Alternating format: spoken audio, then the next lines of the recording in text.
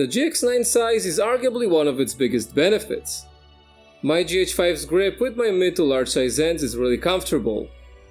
However, when it comes to the GX9, there's a lot of room left to be desired and I think they cut too much. So shooting street photography hours on end isn't really comfortable. But the solution is simple.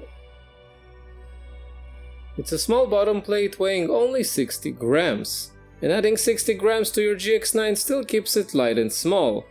The installation is just one screw, but it doesn't mean it comes loose. I've used it for a long time and didn't come loose even once. It holds up pretty nicely.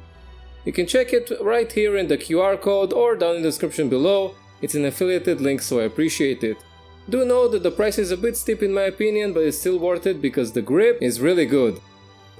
I've used it hours on end and I can just hold it as much as I want and I don't get any cramps in my hand. Bonus points of course is the fact that the screen opens up completely, no issues there, and the battery door is also widely open. You can remove the battery, put it back, and there are no issues at all. Solid product overall and I recommend it to everybody who has a GX9.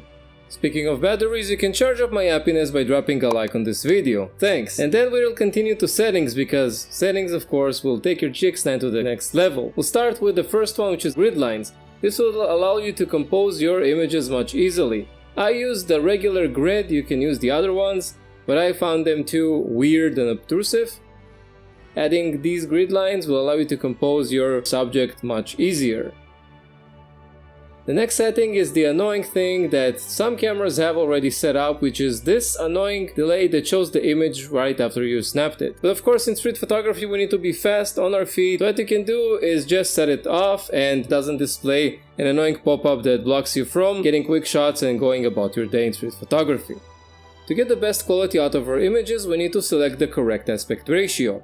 14.5 megabytes is all we get for a 16:9 aspect ratio. However, if we choose the largest size of the entire sensor, which is 4:3, all of a sudden we have 20 megabytes for our disposal. And in the worst case, we can just crop it later. This only affects JPEGs, but if we want the highest quality, we should also shoot JPEG and RAW. RAW is a flexible way to edit your images, and I'll link down in the description below to a guide I did on getting you quickly started on editing RAW images in a free tool called Darktable. RAWs are great, but JPEGs come in handy when you want some quick snaps, so make sure to go over the picture profiles that the GX9 has. One of them is a special one, which is the L monochrome D. I'll make a video on later. Make sure you subscribe to watch that.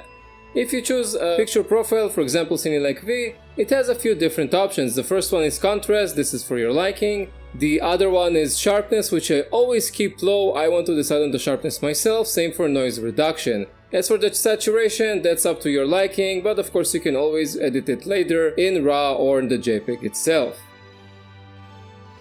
And the last tip ties in with the first one, which is keeping our GX9 light, its lenses.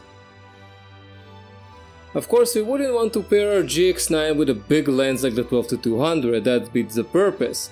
So instead we want to pair it with small MFT lenses, one like the 14mm for example, which I just ordered from eBay, so make sure you subscribe to watch a video on that. You also have the 20mm, which is really small and sharp. I really like the images out of that one and the focal length, and my all-time favorite lately, the 14-2.5mm. So make sure you watch this video here that talks about these exact lenses, and I'll see you next week. Bye!